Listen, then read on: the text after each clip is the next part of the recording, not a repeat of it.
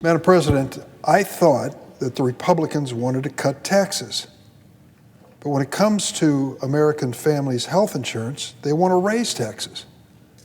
Now, why? Well, there's one simple explanation: Barack Obama.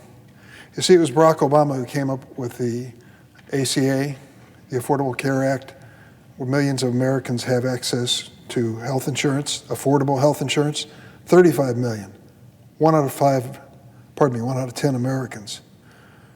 But in the efforts of the Republicans to end the Affordable Care Act, they are basically trying everything. There was a time when there was this historic, tension-filled moment on the floor when 3 Republican senators saved the Affordable Care Act. Senators Murkowski, Collins, and John McCain. And I'll still remember that image as long as I'm alive. Walked on the floor and saved the Affordable Care Act. But ever since then, the Republicans have been trying to do away with it every way they can think of. There are millions of Americans who have better health insurance because of the Affordable Care Act. They cannot be denied coverage because of a pre-existing condition. They don't have annual or lifetime limits on coverage. They have free preventive health care, and young adults can stay on their parents' plan until they reach the age of 26.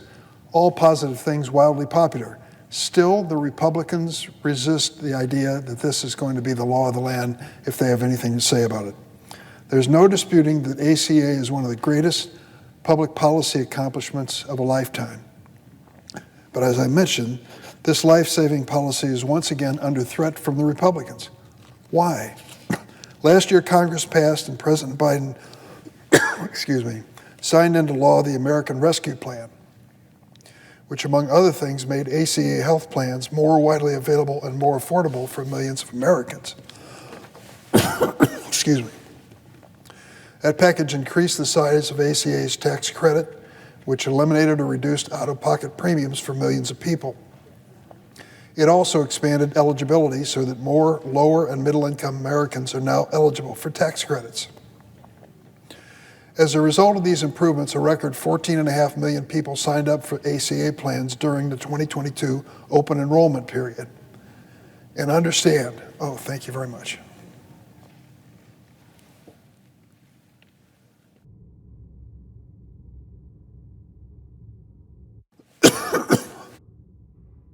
Understand nearly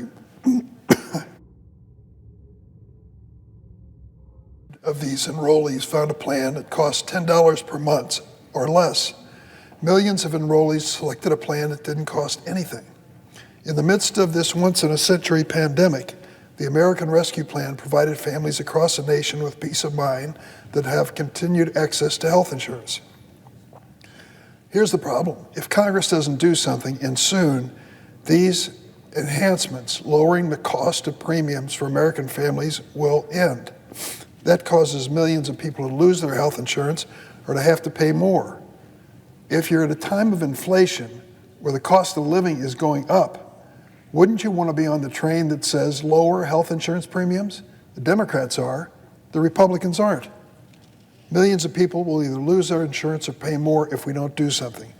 Not one single Republican senator will join in our efforts. Those families in every state are going to be benefited by this. Let's not forget how hard Republican senators have fought to come down on the side of insurance companies and take away health insurance for Americans. It's been their top priority for decades. So it falls on Democrats once again to fix this problem, and fix it we must. It's my understanding that all 50 Democratic senators are on board with providing a multi-year extension of these ACA tax credits. I know that House Democrats are with us.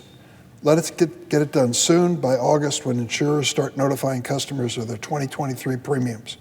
People nationwide have a lot on their plate these days, from rising costs to fears of gun violence to increasing COVID cases to new restrictions on women's rights.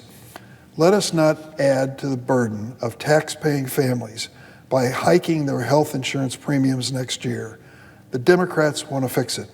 We invite the Republicans, who give many speeches on the cost of living for families, to join us. Madam President, I yield the floor.